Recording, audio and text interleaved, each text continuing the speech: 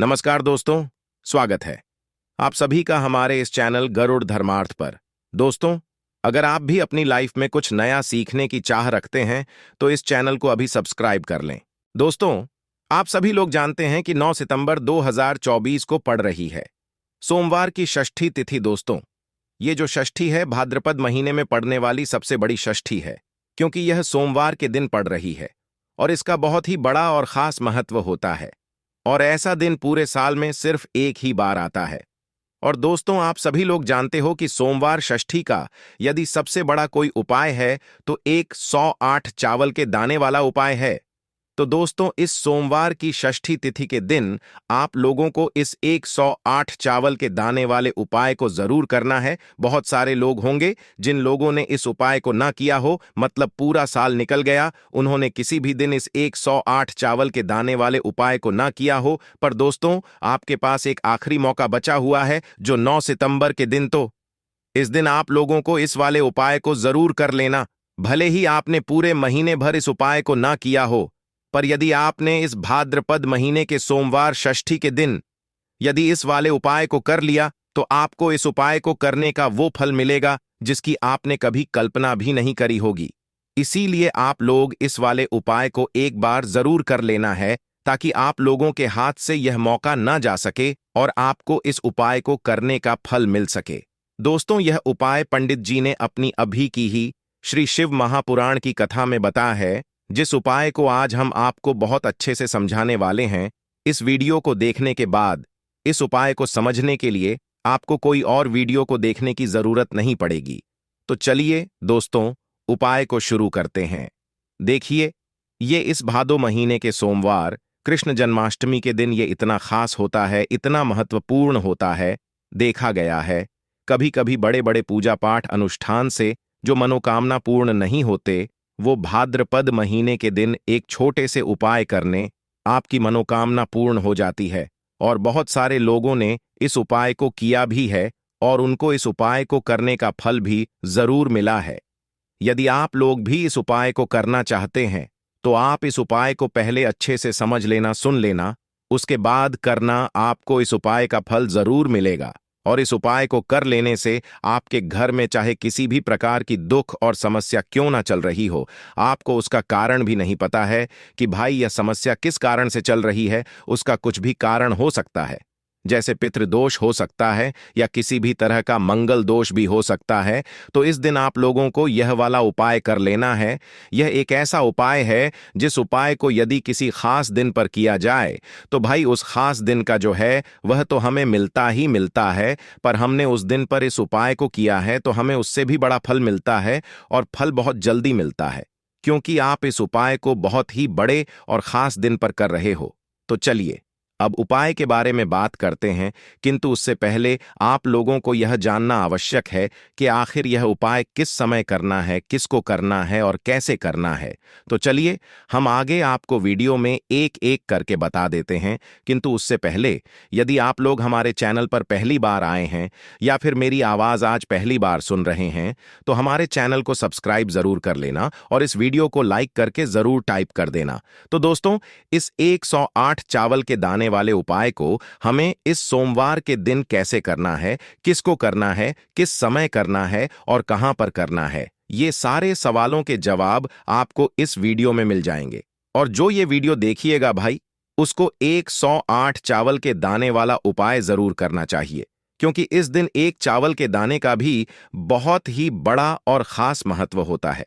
और जब आ जाए 108 चावल के दाने की तो ये सोने पे सुहागा वाली बात हो जाती है और ये एक बहुत ही बड़ा उपाय हो जाता है इस सोमवार कृष्ण जन्माष्टमी का। तो अब दोस्तों, इस 108 चावल के दाने वाले उपाय को आखिर करना किसको है, सबसे पहले हम लोग वो बात जान लेते हैं। तो देखो, घर की जो बड़ी माताएं बहनें होती हैं, उन माताओं बहनों में से कोई भी एक बड़ी माता बहन इस वाले उपाय को कर सकती है। और दोस्तों, यदि आप चाहें तो अपने घर में सभी सदस्यों को भी इस उपाय को करवा सकते हैं। यदि किसी व्यक्ति की खुद की कोई मनोकामना है, खुद की कोई दुख और परेशानी है जो कि वह अपने लिए ही करना चाहता है, इस वाले उपाय को तो वह खुद अपने लिए भी कर सकता है। बाकी यदि कोई घर में से ऐसा है जो कि अपने पूरे घर परिवार की सुख और शांति के लिए ये वाला उपाय करना चाहता है तो भाई वह भी कर सकता है, उसमें भी कोई दिक्कत वाली बात नहीं है। कहने का मतलब ये है कि इस उपाय को हर सदस्य भी कर सकता है और पूरे घर परिवार के सदस्य के लिए घर की बड़ी माताओं बहनों में से कोई एक माता बहन भी कर सकती है। माताएं बहनें यदि घर में उपस्थित ना हो या वो यह वाला उपाय ना कर पा रही हो तो फिर घर का कोई सदस्य भी इस 108 चावल के दाने वाले उपाय को कर सकता है, चाहे फिर वह पुरुष ही क्यों ना हो, उसमें कोई भी दिक्कत वाली बात नहीं है। अब दोस्तों, इस 108 चावल के दाने उपाय को हमें करना कहां पर है? हमें इसे शिव जी के मंदिर में जाकर करना है। बहुत सारे लोग प्रश्न करते हैं, हर एक उपाय को करते समय क्या हम इस उपाय को घर पर कर सकते हैं? तो इस वाले उपाय को आप घर पर नहीं कर सकते हो। इस वाले उपाय को करने के लिए आपको शिव जी के मंदिर ही जाना पड़ी। उसके बाद में दोस्तों, जो अगला प्रश्न निकल कर आता है वो यह आता है इस उपाय को लेकर कि आखिर इस उपाय को हमें किस समय करना है, कि समय करना है कि शाम के समय करना है। तो देखो, इस वाले उपाय को आप लोग सुबह के समय भी कर सकते हो और शाम के समय प्रदोष काल में भी कर सकते हो। अब यदि आप पूछो कि भाई सबसे उत्तम समय कौन सा रहेगा इस 108 चावल के दाने वाले उपाय को करने का, तो हम आपसे बस यही कहेंगे कि इस उपाय को आप सुबह के समय करेंगे तो ज्यादा बेहतर होगा।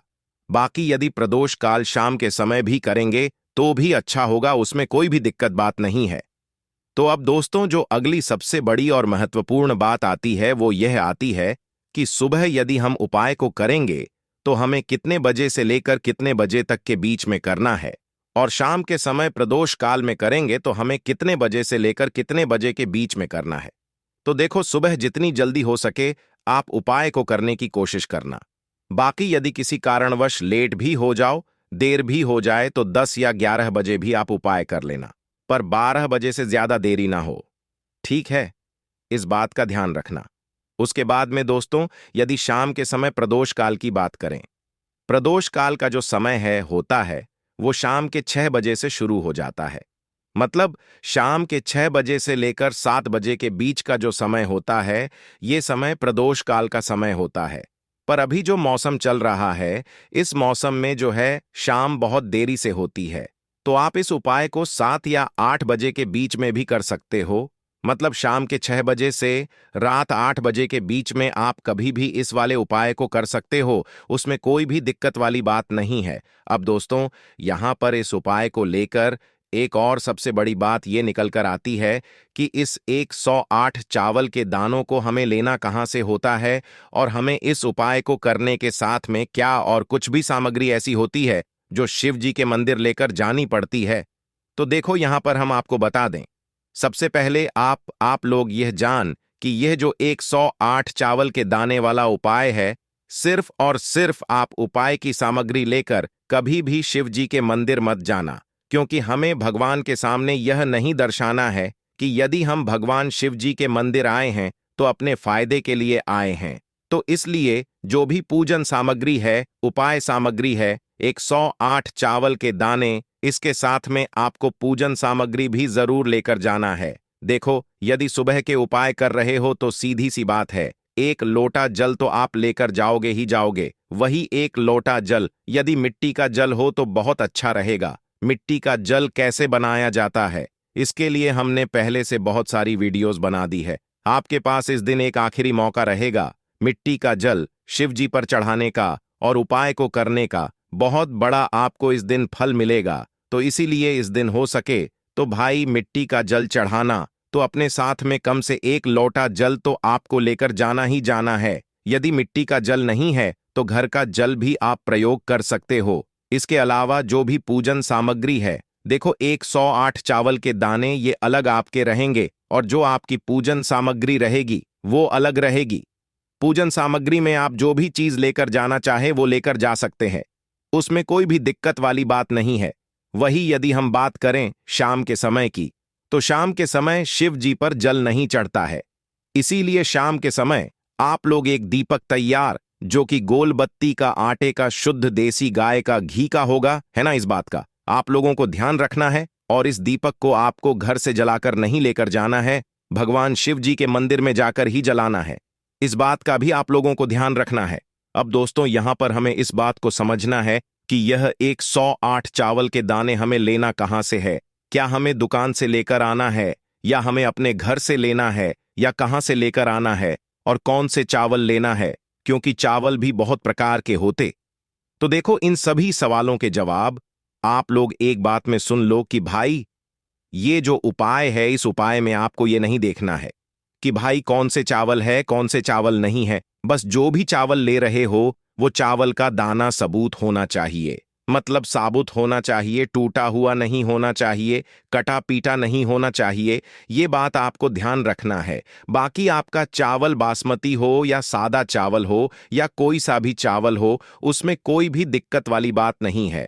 तो सीधी सी बात है कि आपके घर के रसोई घर में जहां पर आप भोजन बनाते हो, वहां पर जो भी चावल आपके उपस्थित हो, उन चावलों में से अपनी एक कटोरी भर लेना या एक मुट्ठी में दूर होती है, इस बात का आप लोगों को ध्यान रखना है। तो अपने उस चावल की कटोरी में से या चावल में से 108 ऐसे चावल के दाने आप लोग निकाल, जो कि टूटे हुए ना हो, कटे पिटे ना हो, जिनमें कोई दाग ना लगा हुआ हो, है ना। अच्छे साबुत चावल के दाने 108 दाने आप लोग निकाल कर रख लो, और इन्हें किसी भी एक कागज की पुड़िया में या किसी एक छोटी सी कटोरी में आप लोग रख लो, ताकि यह सुरक्षित रहे, आपके एक भी चावल का दाना इधर उधर ना हो, और आपका उपाय भी पूरा अच्छे से हो जाए।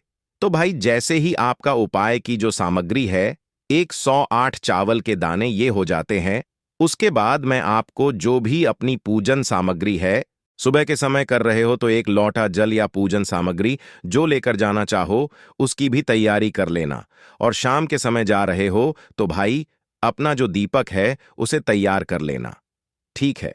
और उपाय को करते समय शुद्धता का खास रूप से ध्यान रखना, ठीक है। सुबह सुबह स्नान करने के बाद ही उपाय को करने की आप लोग तैयारी करना। उसके बाद यदि शाम की बात करें तो शाम के समय आपको स्नान करने की जरूरत नहीं है, पर शुद्धता का ध्यान रखना है। आपको स्नान तो नहीं करेंगे, आप हाथ मुंह धोकर भी इस वाले उपाय को शाम के समय प्रदोष काल में कर सकते हैं। इसमें कोई दिक्कत वाली बात नहीं है। तो आप अपने उपाय की पूरी सामग्री तैयार करके आपके पास ही जो आपका शिवा मंदिर हो वहां पर पहुंच जाइए। सबसे पहले शिव मंदिर में जाकर आप लोगों को उपाय नहीं करना है, पहले भगवान दर्शन करना है, भगवान से आशीर्वाद प्राप्त करना है, फिर शिव जी की शिवलिंग के पास में आना है। शिवलिंग के पास में आने के बाद आप जो पूजन सामग्री लेकर आए हुए हैं, जैसे कि सुबह गए हुए होंगे, तो एक लोटा जल और जो भी पूजन सामग्री लेकर आए हैं, आप उनसे भगवान शिव जी की पूजन कीजिए। सबसे पहले तो एक लोटा जल ही चढ़ेगा, उसके बाद में आपकी पूजन सामग्री चढ़ेगी। उसके बाद में यदि दोस्तों शाम के समय यदि इस उपाय को कर रहे हो, तो अपने साथ में कम से कम एक जो दीपक है गोल बाती का, जो आप अपने साथ में लेकर गए हो, उस दीपक को मंदिर में जाकर अपनी माचिस से जलाना है और उस दीपक को शिवलिंग के पास में रखना है, ठीक है। इस दीपक को रखने के बाद ही आप लोगों को अपना ये वाला उपाय शुरू करना है, और दीपक को ज्यादा पास में मत रखना। वैसे भी गर्मी पड़ रही है, भगवान शिव जी को आंच नहीं लगनी चाहिए, है ना। तो भाई, जैसे ही आपकी पूजा अर्चना हो जाती है, आप भगवान शिव जी सन्न कर लेते हैं।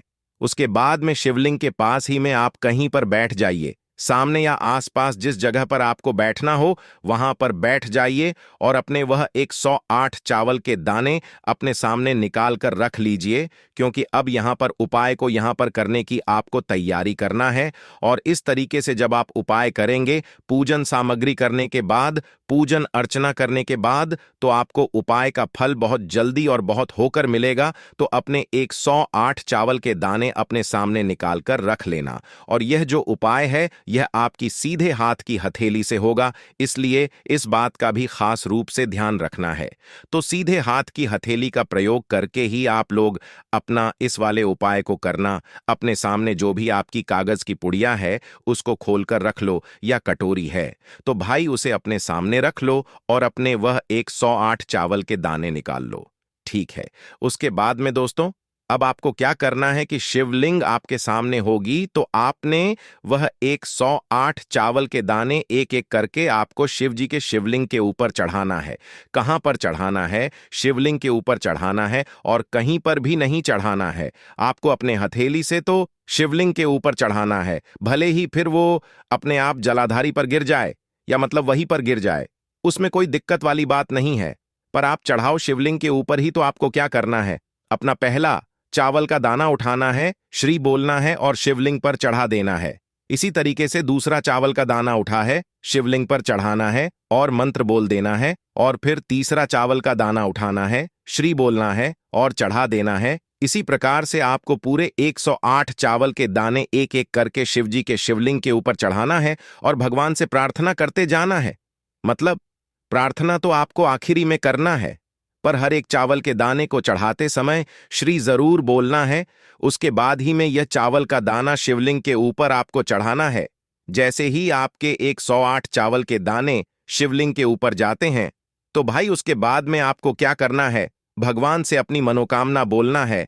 मनोकामना भी कब बोलना है, जब आपका 108 चावल का दाना आपके सीधे हाथ की हथेली में हो और आप उसे चढ़ाने के लिए जा रहे हो। श्री बोलकर उस आखिरी चावल के दाने को शिव के ऊपर चढ़ा देना और भगवान से फिर अपनी वह मनोकामना बोल देना, जिस मनोकामना के लिए आप लोग अपना यह वाला उपाय कर रहे हो। जिस भी दुख और परेशानी के लिए आप लोग अपना यह वाला उपाय कर रहे हो, उसके बाद में जैसे ही आप अपनी मनोकामना बोल देते हो, आपका यह वाला उपाय पूरा हो जाता है। पर दोस्तों, उपाय को करने के बाद आप लोगों को 2 मिनट भगवान शिव जी के मंत्र का जाप जरूर करना है, और मंत्र का जाप करने के बाद भगवान से एक बार प्रार्थना करना है अपनी मनोकामना के लिए या अपनी जो भी दुख और परेशानी है उसके लिए।